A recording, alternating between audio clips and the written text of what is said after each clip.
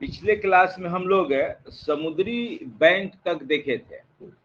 समुद्री बैंक से आगे लिखिए, पैराग्राफ चेंज करके, अटलांटिक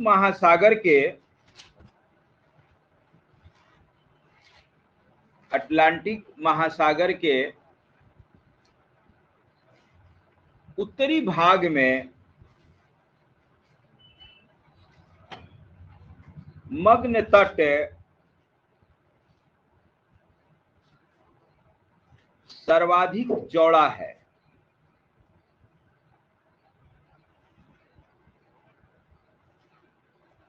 इसको याद रखिएगा, खाली बीपीएससी 3 में भी एक बार ये क्वेश्चन पूछ दिया था कि निम्नलिखित में से किस क्षेत्र में मग्न तट चौड़े पाए जाते हैं। तो नॉर्थ अटलांटिक में लिखिए, 60 डिग्री उत्तरी अक्षांश से 70 डिग्री उत्तरी अक्षांश 60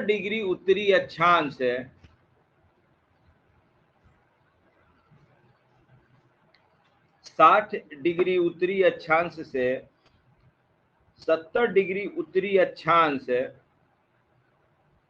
के बीच और कहीं कहीं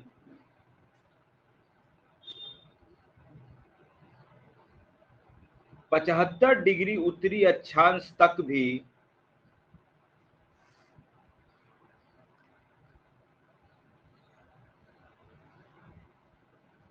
सुना ऊंचा भी देना था।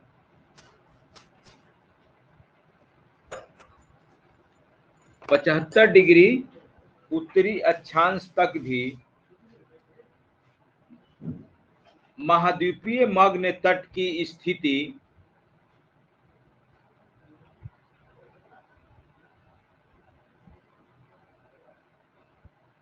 है।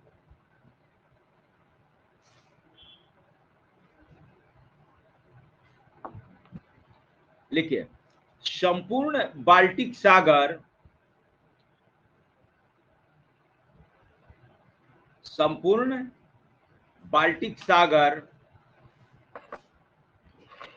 एक मिनट रुकिएगा। तो सुनिए, संपूर्ण बाल्टिक सागर, ठीक है।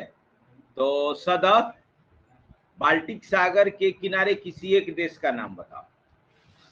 इधर देखो, उधर कहाँ देख रही आपका? स्वीडन। चलो ठीक है, बढ़िया है, आगे बढ़िए। कॉमा हडसन की खाड़ी,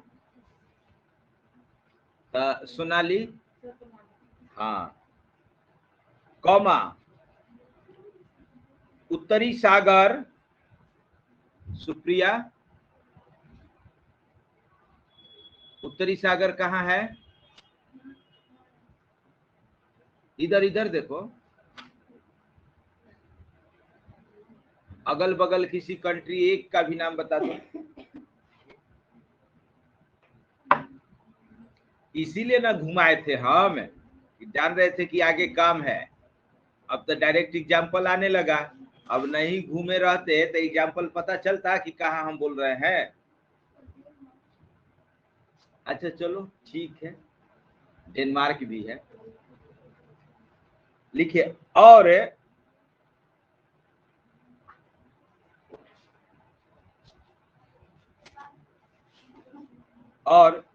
डेविस जल संधि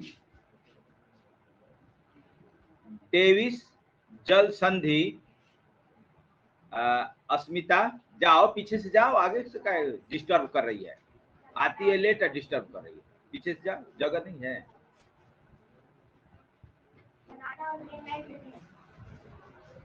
गुड, वेरी गुड।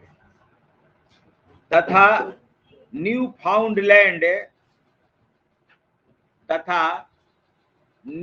फाउंडलैंड का आसपास का समुद्री क्षेत्र।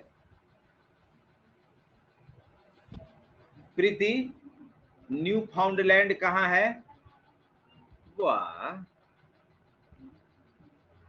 मैपिंग की थी घर पर ना? हाँ, कैसे पकड़ ली? वाह, वेरी गुड, वही है न्यू फाउंडलैंड। और का वो आइलैंड दिख रहा है ना किनारे एक है, उसी का नाम है न्यू फाउंडलैंड, लिखा है वह उस पे। और क्या लिखा है देख लिए क्या? बड़ा से क्या लिखा है? आइलैंड ऑफ न्यू फाउंडलैंड, बहुत फेमस है Newfoundland. Bay of Fundy उसी के आसपास है। Gulf of Saint Lawrence, Gulf of Saint Lawrence है। न्यू फाउंडलैंड बड़ा ही फेमस आइलैंड है, वैसे भी एग्जाम में इसको पूछता है, याद रखिएगा। अभी तो आइलैंड नहीं ना दिखलाए हैं सब। अच्छा, आइलैंड दिखलाएंगे एक बार। आगे चलिए। न्यू फाउंडलैंड के आसपास का समुद्री क्षेत्र महाद्वीपीय मग्न तट हैं। लिखिए, महाद्वीपीय मग्न तट हैं।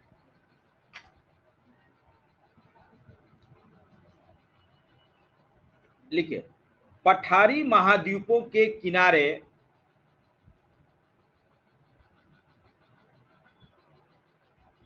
पठारी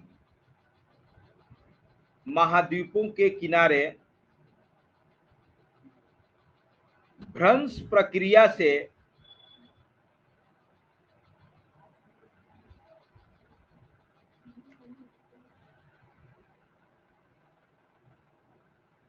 महाद्वीपीय विस्थापन के परिणाम स्वरूप महाद्वीपीय विस्थापन के परिणाम स्वरूप या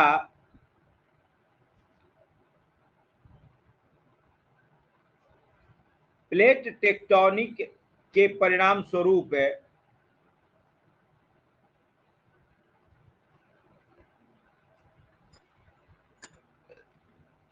प्लेट टेक्टोनिक के परिणाम स्वरूप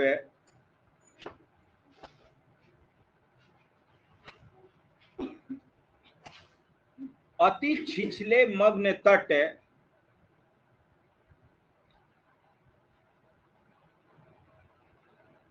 अति छिछले मग्न तट पाए जाते हैं।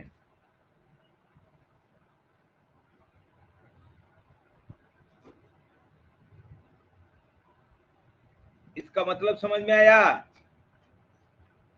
जहां जहां जिन जिन समुद्र तटीय क्षेत्रों में या समुद्र के किनारे टेक्टोनिक क्रिया हुई है, या तो वहां का इलाका धंस गया है या ऊपर उठ गया है, वहां वहां ये मग्न तट बिल्कुल पतला पतला पाया जाता है।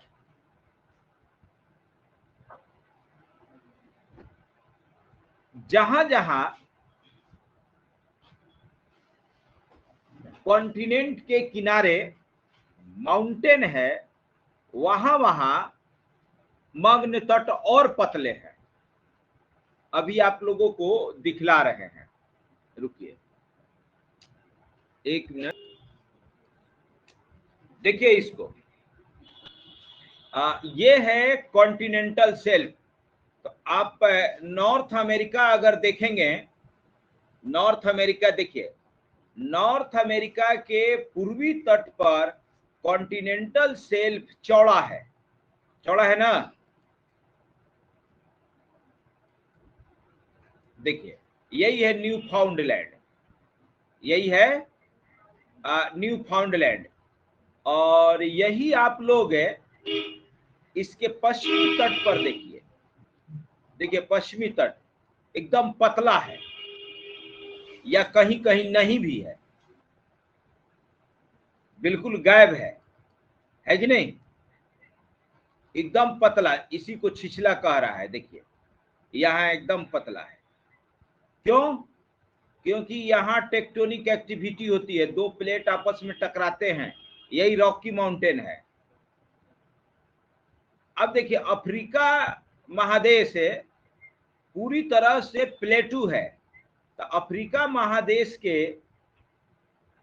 लगभग चारों तरफ अगर ऊपर मेडिटेरियन सी छोड़ दिया जाए तो कॉन्टिनेंटल शेल्फ एकदम पतला है। ये हाँ देखिए हिंद महासागर में तो लगभग गायब ही है।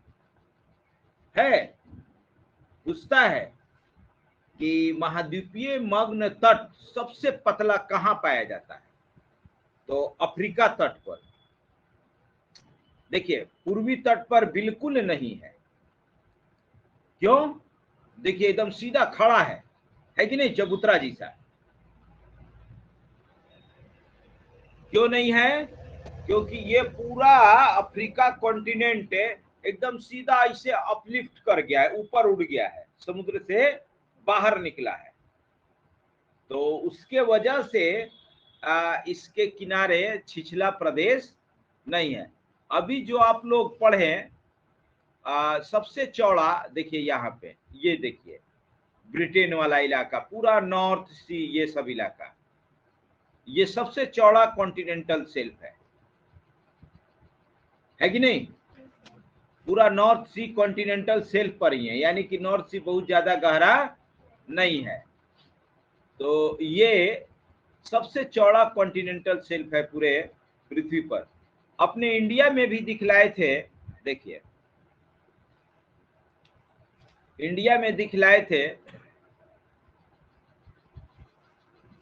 कि भारत के पूर्वी तट पर, भारत के पूर्वी तट पर जो कॉन्टिनेंटल शेल्फ है एकदम पतला है। देखिए अब पश्चिमी तट चौड़ा है, पश्चिमी तट चौड़ा है। क्यों चौड़ा है पश्चिमी तट? क्योंकि ये इलाका जो अभी कॉन्टिनेंटल शेल्फ है ये कभी समुद्र से बाहर था, ये बाद में फंस गया है, सबमर्ज हो गया है, इसलिए यहाँ कॉन्टिनेंटल शेल्फ चौड़ा हो गया है। और ये पूर्वी भाग पर इस प्रकार की गतिविधियों के उदाहरण नहीं मिलते हैं, इसलिए पूर्वी भाग पतला है। अब देखिए उसी टाइप से अगर हम लोग देखेंगे एशिया का पूर्वी तट है, तो यहाँ जापान के आसपास है, चीन का ये वाला इलाका, इसको येलो सी या ईस्ट चाइना सी, नहीं ईस्ट चाइना सी तो ये वाला है ना, साउथ चाइना सी है, साउथ चाइना सी है, ईस्ट चाइना सी। जापान के तो अगल बगल सब माउंटेन है, यहाँ टकरा रहा है, इसलिए ये पतला है। चलिए तो कहाँ पे कॉन्टिनेंटल शेल्फ चौड़ा है, कहाँ पतला है, आप जाके गूगल अर्थ पे इसको देख सकते हैं। और किसको कॉन्टिनेंटल शेल्फ हम कह रहे हैं, समझ में आ रहा है ना? जो लाइट कलर है वो कॉन्टिनेंटल शेल्फ है, और जो डार्क कलर है वो गहरा है। तो आइए अपने टॉपिक पे आते हैं।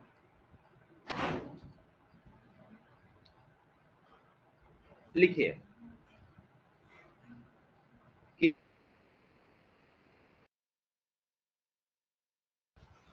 अंगोला, जैसे अंगोला, कमा नामीबिया, अंगोला नामीबिया के किनारे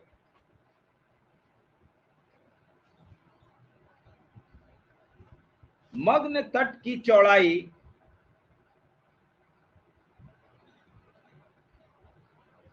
अधिक से अधिक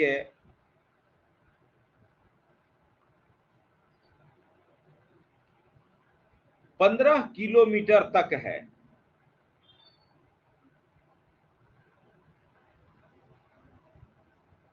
अधिक से अधिक 15 किलोमीटर तक है, जबकि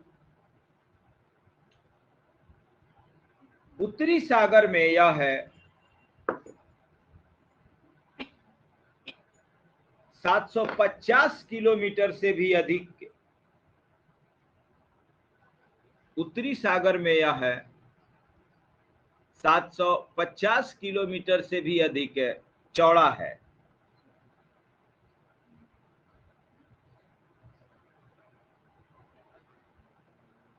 देखिए, वस्तुतः है सभी प्री कैम्ब्रियन पठार के किनारे, वस्तुतः सभी प्री कैम्ब्रियन पठार के किनारे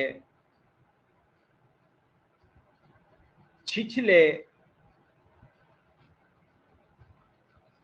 महासागरीय मग्न तट पाए जाते हैं। छिछले महासागरीय मग्न तट पाए जाते हैं। यहां प्री कैम्ब्रियन पठार का मतलब कोई बताएगा? Good, very good. Pre Cambrian युग का पठार हो गया हम लोगों का इंडिया। प्री कैम्ब्रियन युग का पठार हो गया इंडिया, यानी कि वो पठार जिसका निर्माण प्री कैम्ब्रियन युग के समय या उसके पहले हो चुका था, सबसे पुराना पठार। ठीक है, तो उसमें ये हो गया आपका यूरोप वाला हिस्सा हो गया, कनाडियन शील्ड वाला हिस्सा हो गया। लिखिए, आगे लिखिए। हालांकि अफ्रीका भी है, लेकिन टेक्टोनिक एक्टिविटी के वजह से अफ्रीका के चारों तरफ पतला पाया जाता है। वो सब टूट टूट के अलग न हो गया। लिखिए, लेकिन भारतीय पठार, लेकिन देखो भारतीय पठार का उदाहरण आ भी गया। हम लोगों का इंडिया जो साउदर्न ये पूरा प्लेटू है, प्री कैम्ब्रियन समय में ही समुद्र से बाहर आया है। लिखिए, लेकिन भारतीय पठार के आसपास का समुद्री क्षेत्र, आसपास का समुद्री क्षेत्र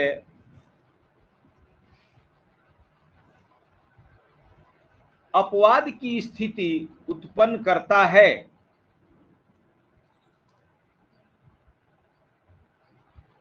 अपवाद की स्थिति उत्पन्न करता है।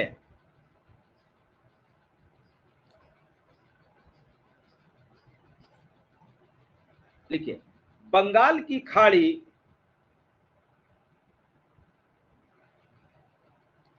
विश्व में सबसे कम गहरे, बंगाल की खाड़ी विश्व में सबसे कम गहरे खाइयों में से है।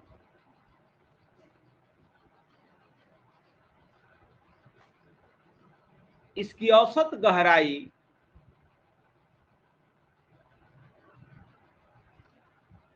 मात्र 750 मीटर है।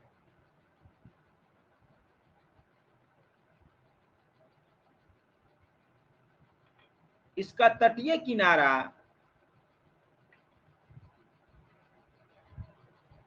बहुत ही छिछला है, बहुत ही छिछला है, जिसका मूल कारण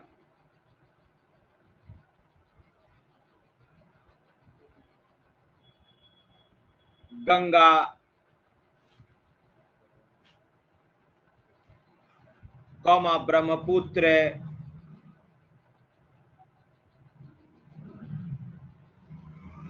गोदावरी, कृष्णा और कावेरी जैसी बृहद नदियों का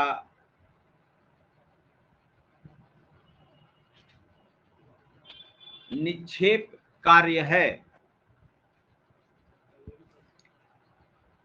कावेरी जैसी बृहद नदियों का निक्षेप कार्य है। ये सब नदियां लाके यहाँ निक्षेपण करती हैं मलबा, इस वजह से चौड़ा हो गया है। पैराग्राफ चेंज करके लिखिए। प्रशांत महासागर में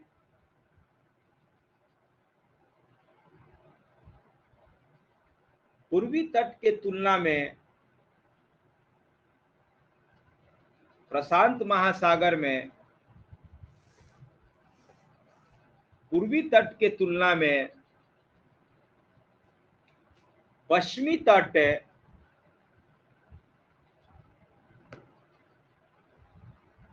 और मुख्यतः है उत्तर पश्चिम प्रशांत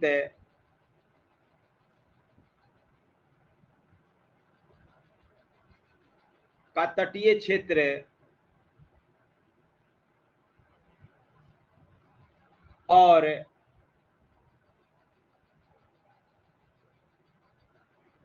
ऑस्ट्रेलिया न्यूजीलैंड के बीच का समुद्री क्षेत्र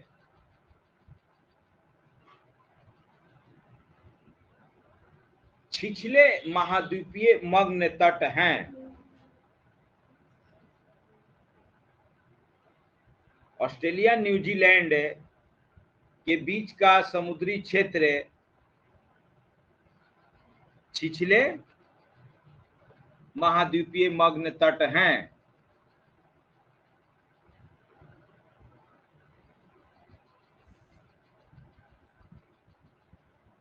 देखिए,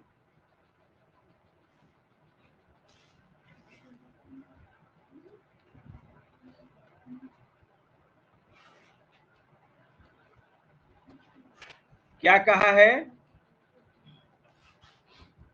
प्रशांत महासागर ना, ये रहा प्रशांत महासागर।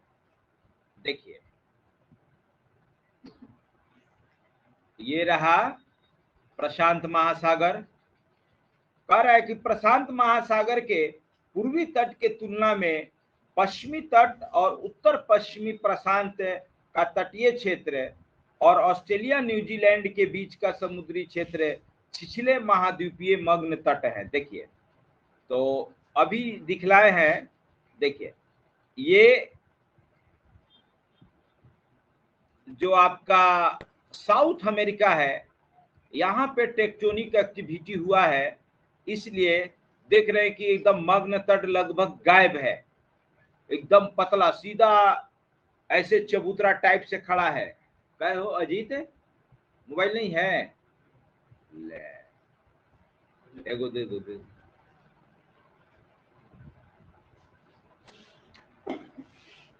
देख रहे हैं कि एकदम जो साउथ अमेरिका का, देखिए पूर्वी भाग में है लेकिन पश्चिमी भाग एकदम गायब है। क्यों? यही एंडीज पर्वत है, दो प्लेट यहां टकराया है इसलिए गायब हो गया है। अब देखिए इधर उसी टाइप से नॉर्थ अमेरिका के पश्चिमी तट पर भी देखिए एकदम पतला। तो वही कह रहा है कि प्रशांत महासागर के पूर्वी क्षेत्र में मग्न तट बहुत पतले हैं, जबकि इसके पश्चिमी भाग में, पश्चिमी भाग हो गया एशिया वाला, चौड़ा है ना। उत्तर पश्चिम लिखा है ना प्रशांत महासागर, तो उत्तर पश्चिम प्रशांत महासागर कौन होगा? ये आपका रसिया के पूर्वी भाग में, रसिया के पूर्वी भाग में। तो देखिए क्या है ये वाला, ये चलिए आदित्य मोबाइल खोले हो, देखो ये जो अभी कनेक्ट नहीं किए हो तो आकाश में देख लो, आकाश में देखो ये कौन सा सागर है, आकाश बताना मत।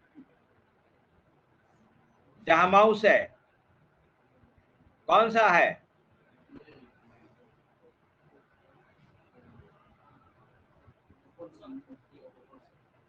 गुड, गल्फ ऑफ ओकाहत्सक, बहुत अच्छा। तो देखिए यहाँ छिछला है और ये पूरा का पूरा आपका एक तरह से कॉन्टिनेंटल शेल्फ ही है, छिछला है। अब दूसरा कहाँ बोला है? Australia New Zealand. देखिए ये ऑस्ट्रेलिया न्यूजीलैंड, ये रहा इलाका। तो देखिए न्यूजीलैंड के आसपास का पूरा इलाका ये है। ऑस्ट्रेलिया का पूर्वी तट एकदम पतला है क्योंकि यहाँ भी माउंटेन है, टेक्टोनिक एक्टिविटी हुआ है, जबकि ऑस्ट्रेलिया के उत्तरी भाग में कॉन्टिनेंटल शेल्फ चौड़ा है ना, यहाँ पतला है, और ये न्यूजीलैंड वाला हिस्सा चौड़ा है। चलिए और ये रिकॉर्ड कर दे रहे हैं, वीडियो भी बाद में देखेंगे तो समझ में आएगा। आगे लिखिए।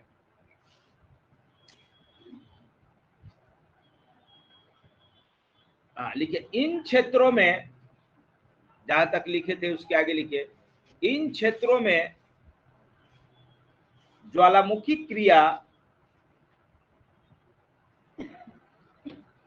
इन क्षेत्रों में ज्वालामुखी क्रिया और लंबी अवधि तक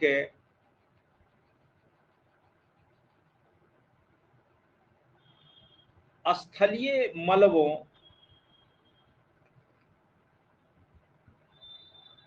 के निक्षेप से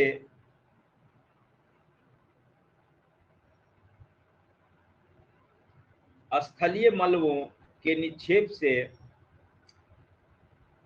छिछले मग्न तट का विकास हुआ है।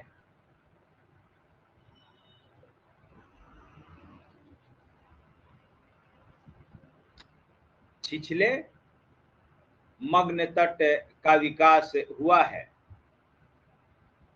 ठीक है, कैलिफोर्निया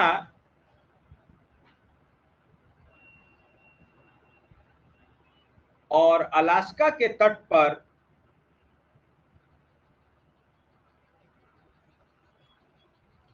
कमा फिलीपींस के पूर्वी तट पर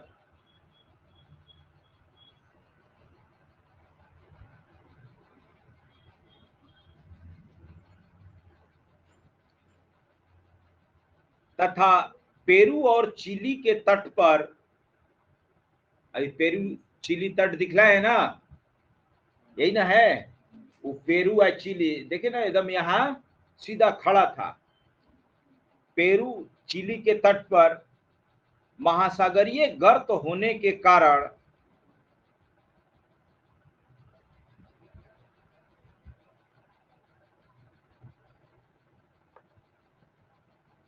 ही महाद्वीपीय मग्न तट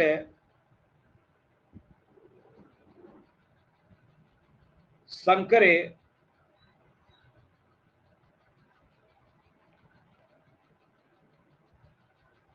और तुलनात्मक दृष्टि से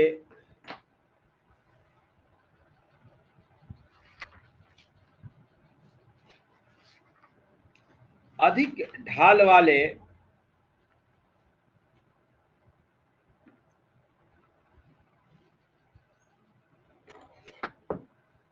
होते हैं।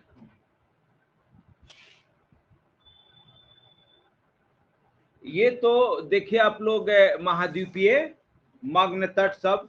चलिए अब हेडिंग दीजिए मग्न ढाल। अब हेडिंग दीजिए मग्न ढाल।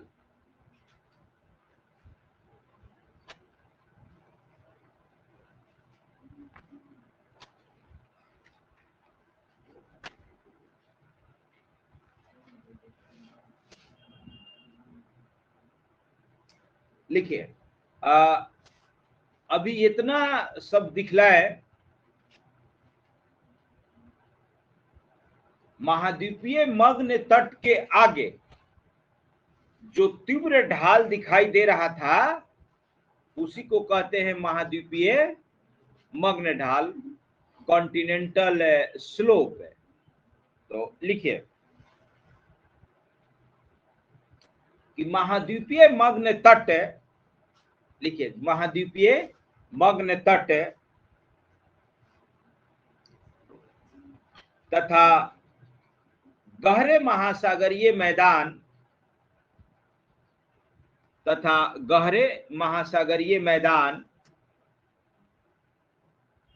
के बीच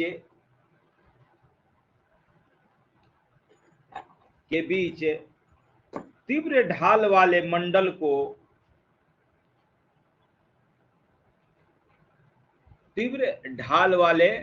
मंडल को महाद्वीपीय मग्न ढाल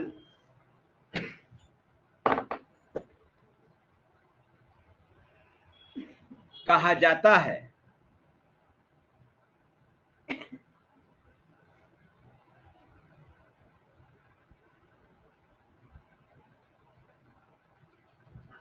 देखिए, इसका ढाल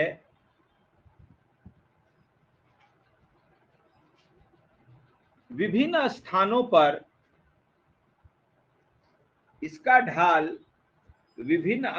पर भिन्न भिन्न होता है।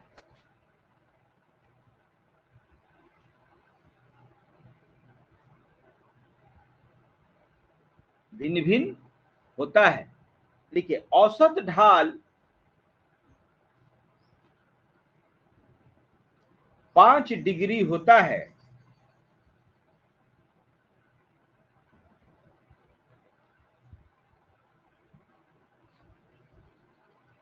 अच्छा, मग्न तट का ढाल लिखवाए थे, क्या डिग्री होता है? 1 से 3 डिग्री के बीच में रहता है। मग्न ढाल में लिख लीजिए। हाँ, मग्न तट का ढाल जो है 1 से 3 डिग्री, माने बहुत कम। आगे लिखिए।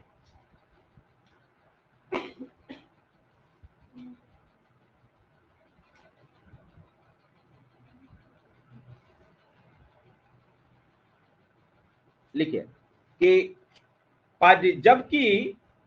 जबकि सेंट हेलेना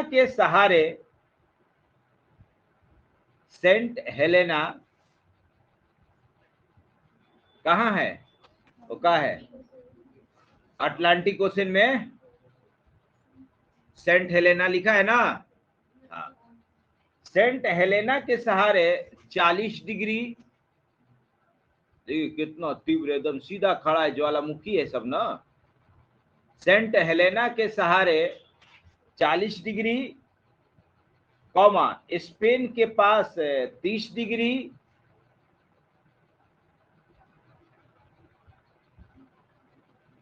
तथा भारत के कालीकट तट के पास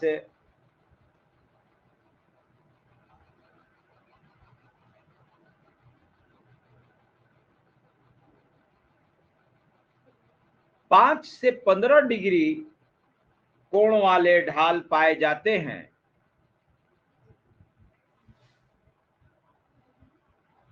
5 से 15 डिग्री कोण वाले ढाल पाए जाते हैं।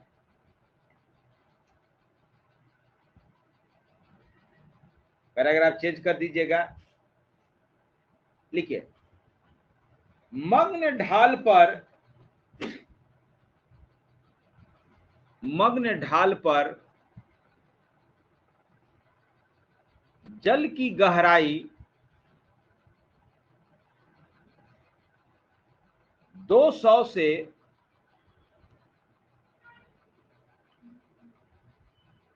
2000 मीटर तक होती है।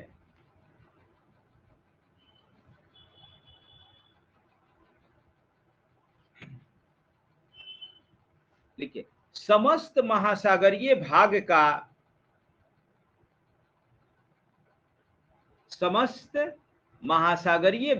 का लगभग 8.5% भाग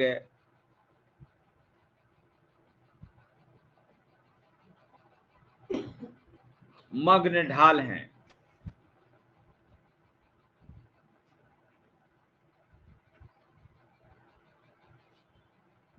लिखिए अटलांटिक महासागर में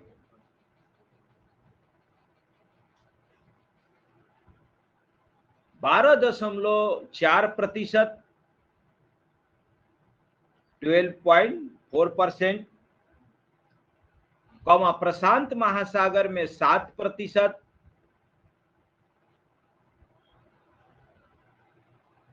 प्रशांत महासागर में 7%, तथा हिंद महासागर में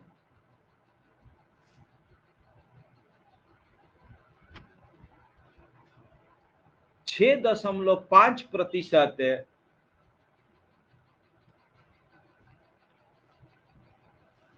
भाग पर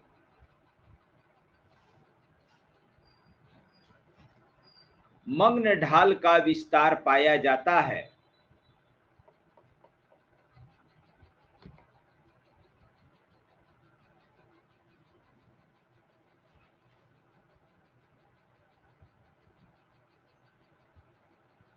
पैराग्राफ चेंज करिए, देखिए मग्न ढालों पर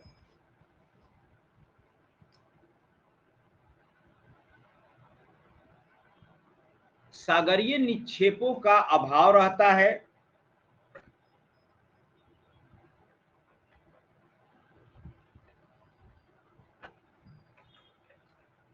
क्योंकि खड़े ढाल के कारण इन पर मलबा टिक नहीं पाता है।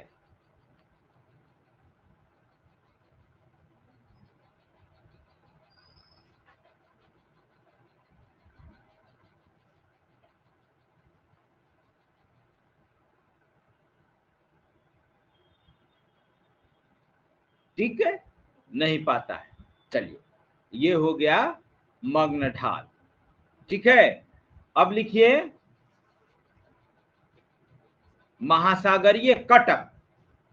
अब या पहले लिख लीजिए ना, गंभीर महासागरीय मैदान। गंभीर महासागरीय मैदान पर ही अब ये सब चीज मिलेगा, कटक, ट्रेंच, प्लेटू, ये सब चीज। तो देखिए, कनेक्ट करिए, हालांकि पहले भी कई बार दिखला चुके हैं। देखिए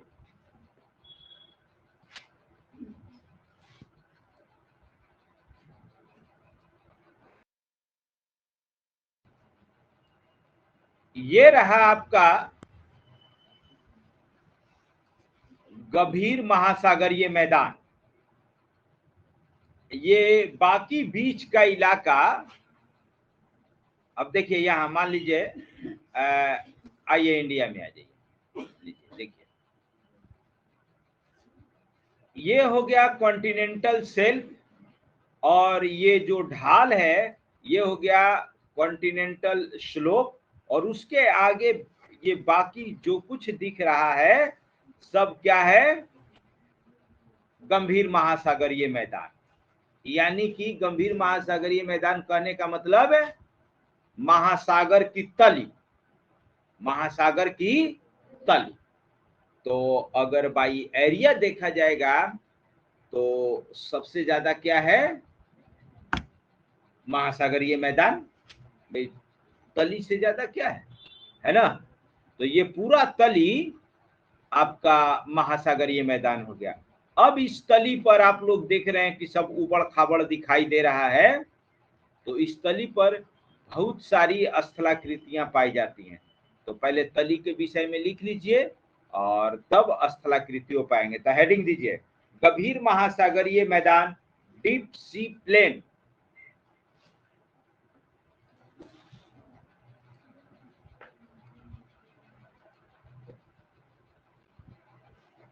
डीप सी प्लेन लिखिए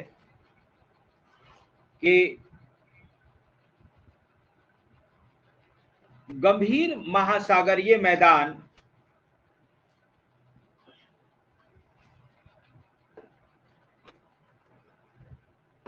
गंभीर लिखिएगा, गंभीर नहीं, क्या लिखे हैं? गंभीर नहीं, गंभीर। गंभीर माने तो सीरियस हो जाएगा, और गंभीर माने होता है नीचे का, गहरा। गंभीर महासागरीय मैदान महासागरीय नीतल का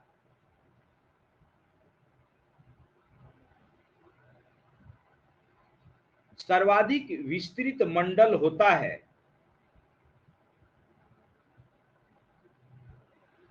सर्वाधिक विस्तृत मंडल होता है जिसकी गहराई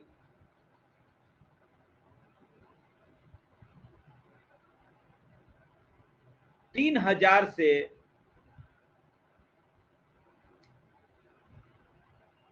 6000 मीटर तक होती है।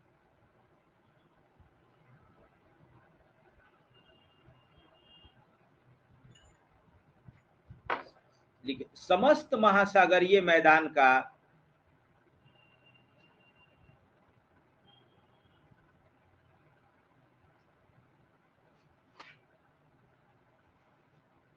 लगभग 75.9% भाग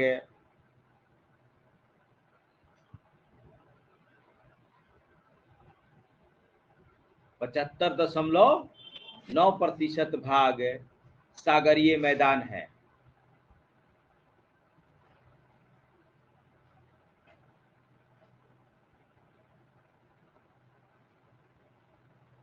परंतु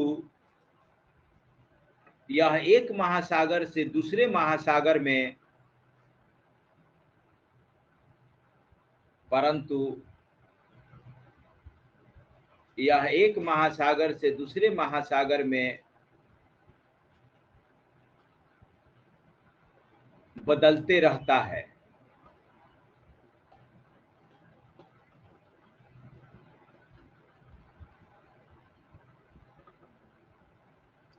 लेकिन प्रशांत महासागर में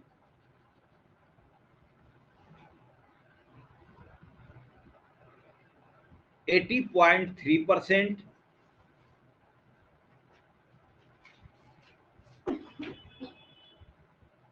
हिंद महासागर में प्रशांत महासागर में 80.3%, 80, हिंद महासागर में 80.1%, 80.1, तथा अटलांटिक महासागर में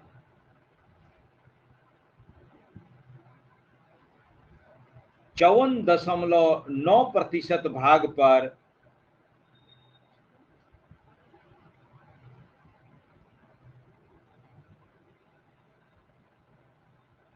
महासागरीय मैदान का विस्तार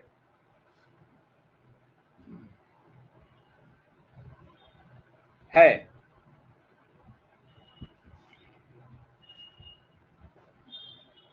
अटलांटिक महासागर में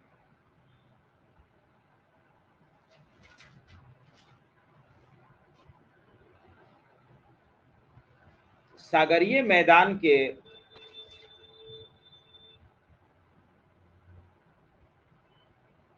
अपेक्षाकृत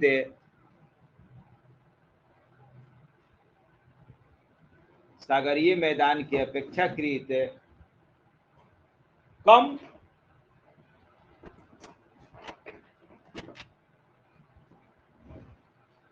होने का प्रमुख कारण महाद्वीपीय मग्न तट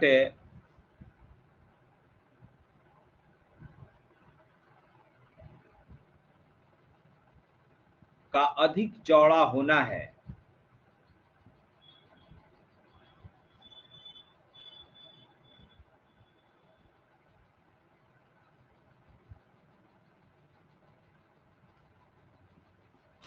लिखिए,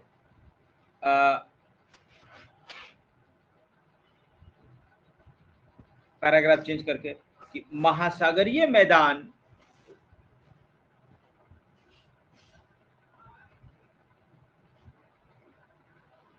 महासागरीय मैदान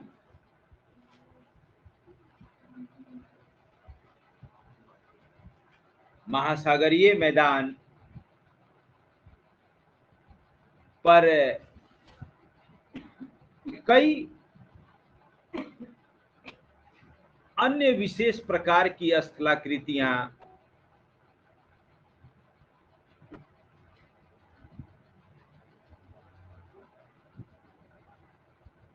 पाई जाती हैं।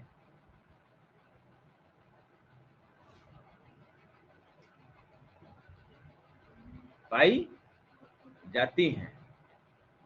चलिए, ये हो गया आपका महासागरीय मैदान।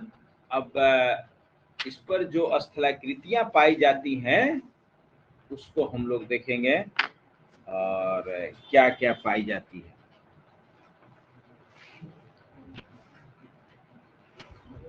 लिखिए, अब लिखिए, हाँ, हेडिंग दीजिए मध्य महासागरीय कटक।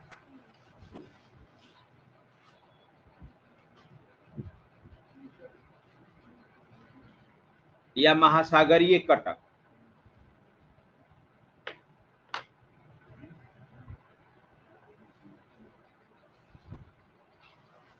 देखिए, इधर देखिए लोग,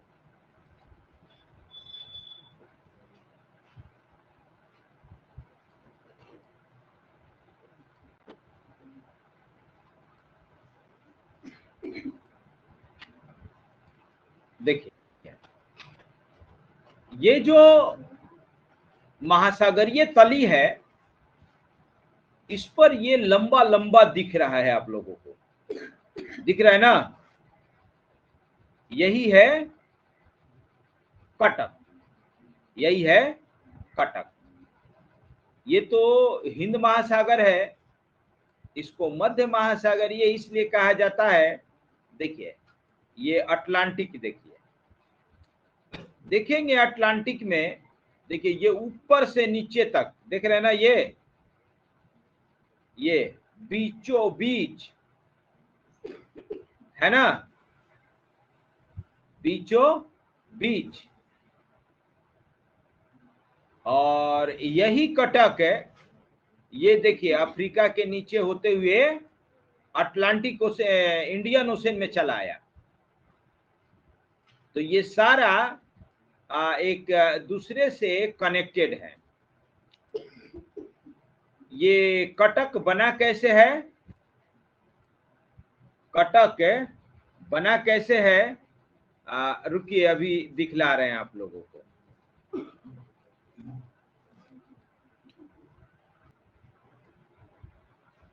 ये कटक फ्यूचर का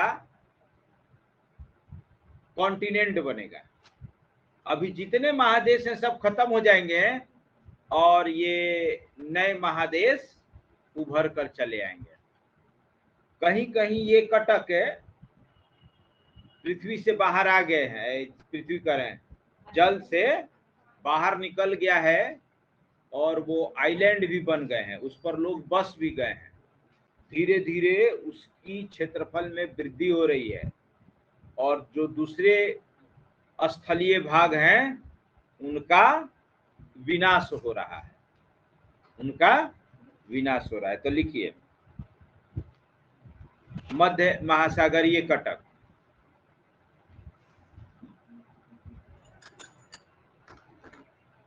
लिखिए मध्य कटक या मध्य महासागरीय कटक या महासागरीय कटक, कुछ भी लिख सकते हैं। स्थलाकृति का, ये महासागरीय स्थलाकृति का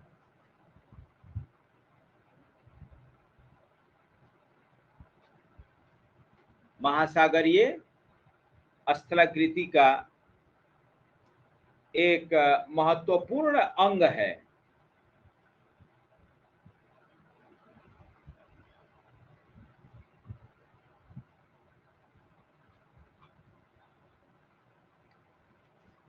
एक महत्वपूर्ण अंग है।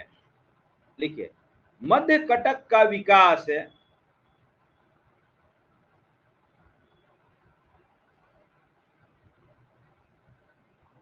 अपसरण करने वाले प्लेटों या अपसरण करने वाले, अपसरण मतलब एक दूसरे से दूर जाने वाले, डाइवर्जिंग इंग्लिश में लिख दीजिएगा।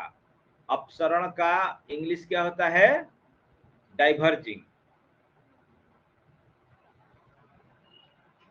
अपसरण करने वाले प्लेट सीमांत क्षेत्र में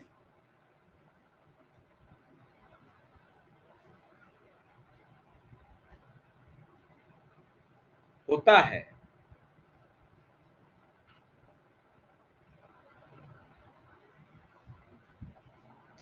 देखिए, ज्वालामुखी प्रक्रिया से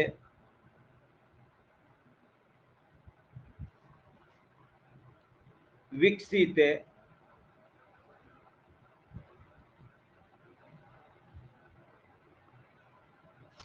इस कटक की औसत गहराई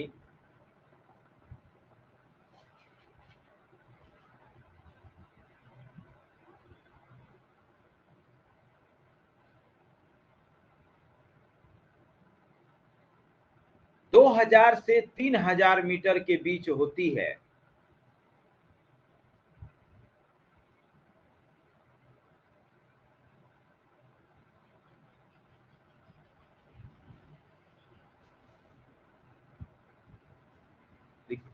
दूसरे शब्दों में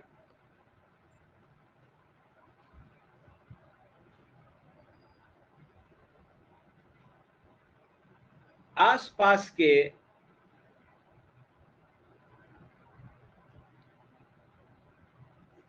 महासागरीय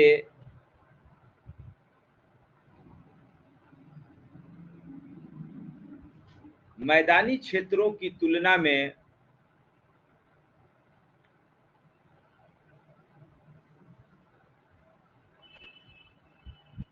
इसकी औसत ऊंचाई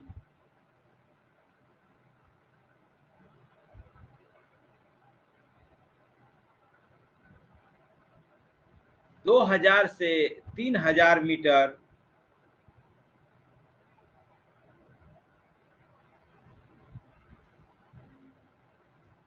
के मध्य होती है।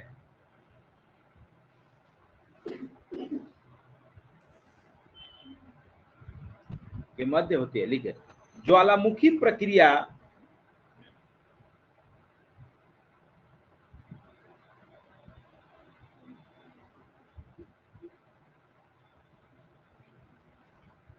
से निर्मित होने के कारण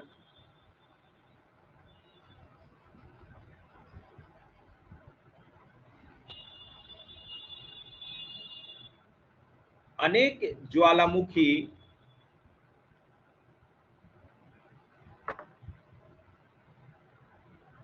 शिखरों का भी विकास हुआ है,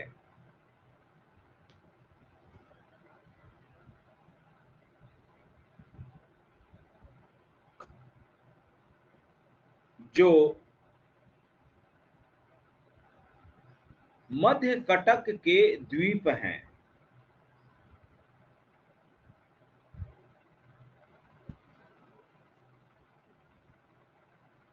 यह सक्रिय ज्वालामुखी का क्षेत्र है, मतलब अभी भी लावा लगातार निकल रहा है। सक्रिय ज्वालामुखी का क्षेत्र है।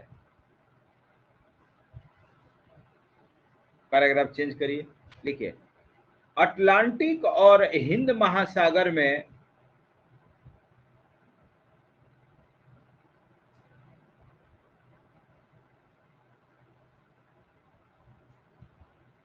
अवस्थित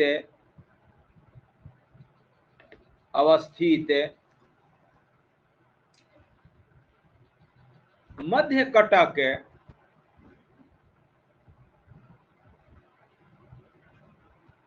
महासागरीय मैदान को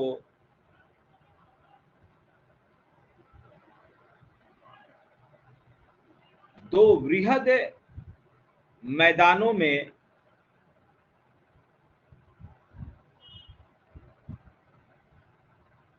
विभक्त करता है। दो बृहद मैदानों में विभक्त करता है। अभी आप लोग देखा है कि ये जो अटलांटिक ओशन में कटक है वो एकदम बीचों बीच है। तो महासागरीय मैदान आधा पूरब में और आधा, इसी टाइप से आप लोग हिंद महासागर में देखें कि इसमें भी बीचों बीच है ना। लिखिए, लेकिन प्रशांत महासागर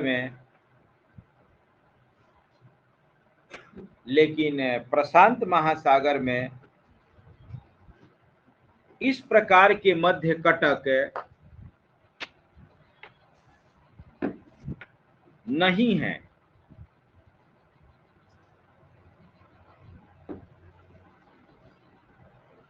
जिसके दो प्रमुख कारण हैं।